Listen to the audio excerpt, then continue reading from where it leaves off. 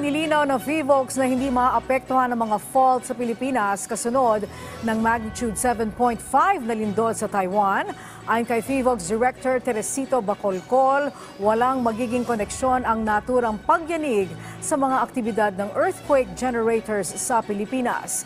Kaugnay niya, nilinaw din ng opisyal na hindi rin maaaring umabot sa extreme northern Luzon ang pagyanig na ito. Kung may posible mang maging epekto, ito ay ang tsunami. Una dito, kanina umaga ay kinansela na ng ahensya ang tsunami warning sa 4 na lugar sa bansa. Pero paalala ng PHIVOLCS sa mga nakatira sa coastal areas, ugaliing maging alerto kung sakaling magkaroon ng lindol na posibleng magdulot ng tsunami.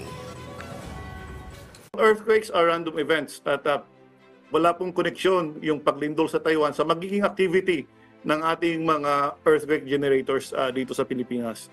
So in other words, hindi po gagalaw ang ating mga faults dahil lamang lumindol sa Taiwan.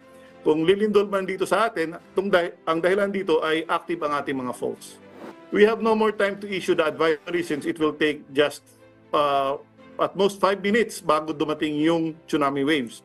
So So yung mga kababayan natin na nasa coastal communities, dapat alam nila yung natural signs of impending local tsunami. So ito yung shake, drop, and roar. So if there is a strong shaking na halos hindi ka na makatayo, and if you notice a sudden drop of sea level, and kapag may roaring sound kayong narinig coming from the sea, kahit isa man lang dito yung ma-observe ninyo, then you have to move immediately to higher grounds.